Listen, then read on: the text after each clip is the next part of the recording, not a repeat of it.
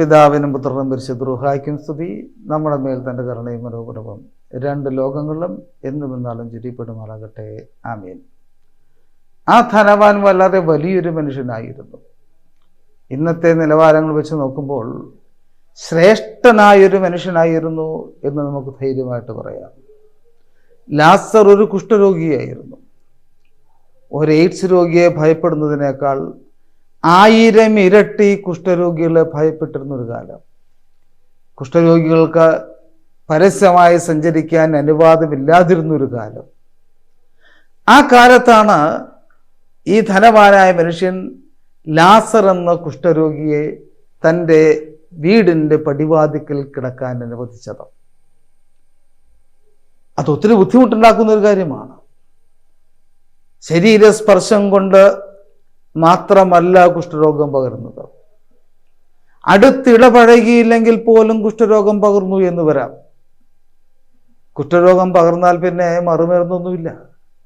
ആ സാഹചര്യത്തിൽ പോലും സ്വന്തം വീടിൻ്റെ പടിവാതിക്കൽ ആ കുഷ്ഠരോഗിയെ താമസിക്കുന്നതിന് ധനവാൻ അനുവദിച്ചു.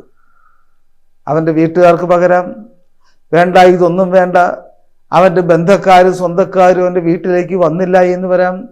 അവൻ്റെ മകനോ മകൾക്കോ ഒരു വിവാഹാലോചന വന്നതുപോലും മുടങ്ങിപ്പോയി എന്ന് വരാം.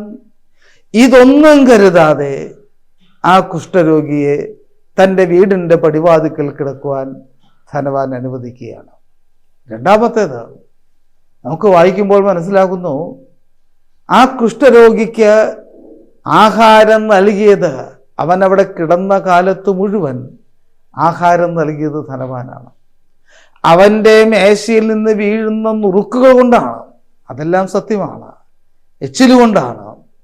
പക്ഷേ വേറെ ഒരു ആഹാരത്തിനും മാർഗമില്ലാതിരുന്ന ലാസറിന് ധനവാൻ ആഹാരം നൽകി എന്നുള്ളത് രണ്ടാമത്തെ മതം. ഇനി ഈ ലാസർ എന്താണ് ധരിച്ചത്? ധനവാൻ കൊടുത്ത പഴകിയ വസ്ത്രങ്ങൾ തന്നെയാണ്. എവിടെയും പോയി വസ്ത്രം ചോദിക്കാനോ വാങ്ങാനോ കഴിയുന്ന ഒരാളൊന്നും അല്ലല്ലോ അവൻ.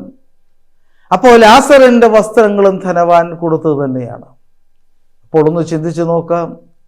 ആയുഷ്കാലം മുഴുവനും ഒരു കുഷ്ഠരോഗിയെ തൻ്റെ പടിവാതിക്കൽ താമസിപ്പിച്ച, ആയുഷ്കാലം മുഴുവൻ അവനെ തീറ്റിപ്പോറ്റി അവന് വേണ്ട വസ്ത്രങ്ങളും കൊടുത്ത മനുഷ്യൻ, അവൻ ശ്രേഷ്ഠനല്ല എന്ന് ഇന്നത്തെ നിലവാരം വെച്ച് എങ്ങനെയാണ് പറയാൻ കഴിയാം? അപ്പോൾ ഉയർന്നൊരു ചോദ്യമുണ്ട്. ആ ധനവാൻ നരകത്തിൽ പോയി എന്ന് യേശുക്രിസ്തു പറയുന്നു. അങ്ങനെയെങ്കിൽ നമ്മളൊക്കെ എവിടെയായിരിക്കും പോവുക? കുഷ്ഠരോഗിയല്ല, നല്ല ആരോഗ്യമുള്ള ഒരു മനുഷ്യനെ പോലും പടിവാതിക്കൽ കുടികെട്ട് താമസിക്കാൻ നമ്മൾ അനുവദിക്കില്ല. അടുത്ത ബന്ധുവിന് പോലും ഒരാഴ്ചയിൽ കൂടുതൽ നമ്മുടെ ഭവനത്തിൽ താമസിപ്പിക്കാൻ ഇന്ന് ആരും ഒരുക്കമല്ല. അങ്ങനെയെങ്കിൽ ആർക്കെങ്കിലും ഒരല്പം ഭക്ഷണം കൊടുത്തതിന്, കുട്ടികൾക്ക് 2 ഉടുപ്പ് മേടിച്ചു കൊടുത്തതിന്, സ്കൂളിൽ കുറച്ച് ബാഗ് വാങ്ങിച്ചു കൊടുത്തതിന്, ഇതിലൊക്കെ അഭിമാനം കൊള്ളുന്ന നമ്മൾ എവിടെയായിരിക്കും പോവുക? ചിന്തിക്കേണ്ട ഒരു ചോദ്യമാണ്. അതിലേക്ക് ഞാൻ കടക്കുന്നില്ല, അത് ഓരോരുത്തർക്കും സ്വയം ചിന്തിക്കാവുന്നതാണ്. എൻ്റെ ചോദ്യം ഇതാണ്: ഈ നരകത്തിൽ പോകുവാൻ മാത്രം എന്ത് പാപമാണ് ആ ധനവാൻ ചെയ്തത്?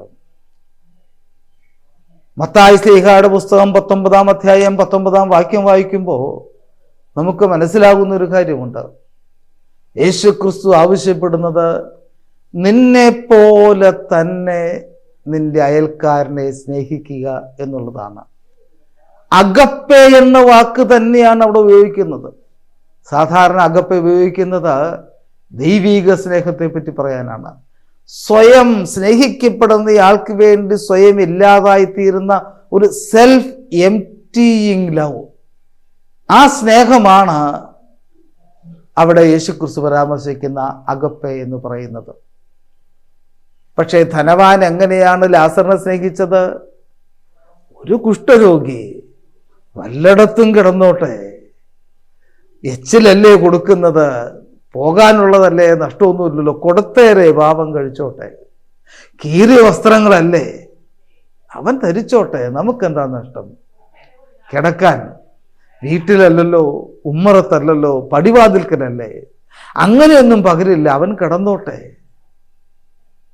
ഇത് അഗപ്പയുടെ വാക്കുകളല്ല, സഹതാപത്തിൻ്റെ വാക്കുകൾ പോലുമല്ല. എനിക്ക് നഷ്ടമൊന്നുമില്ല എന്നുള്ളത് വാക്കുകൾ മാത്രമാണത്. നഷ്ടമല്ല, ഛേദമില്ലാത്ത ഉപകാരം ആയിക്കോട്ടെ.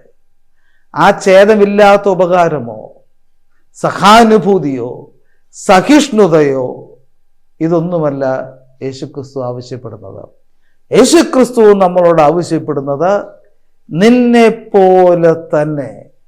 നീ എങ്ങനെയാണോ നിന്നെ സ്നേഹിക്കുന്നത്, നീ എങ്ങനെയാണോ നിന്നെ കരുതുന്നത്, നീ എങ്ങനെയാണോ നിന്റെ ആവശ്യങ്ങൾ നിറവേറ്റുന്നത്, അതുപോലെ നിന്നെ സ്നേഹിക്കുക, നിന്റെ അയൽക്കാരനെ കരുതുക, നിന്റെ അയൽക്കാരന് വേണ്ടതൊക്കെ കൊടുക്കാൻ ശ്രദ്ധിക്കുക. ഇതാണ് യേശുക്രിസ്തു ആവശ്യപ്പെട്ട സ്നേഹം. ധനവാന്റെ പാപം എന്ന് പറയുന്നത് ആ കൽപ്പന നിറവേറ്റാൻ കഴിഞ്ഞില്ല എന്ന് തന്നെയാണ്. നമ്മുടെ മുമ്പിൽ ക്രിസ്തു വയ്ക്കുന്ന ചോദ്യം ഇതാണ്: നിന്നെ പോലെ തന്നെ നിന്റെ അയൽക്കാരനെ സ്നേഹിക്കാൻ കഴിയുന്നുണ്ടോ? ചിന്തിക്കുക. ദൈവം അനുഗ്രഹിക്കട്ടെ. ദൈവനാമത്തിന് മഹത്വം.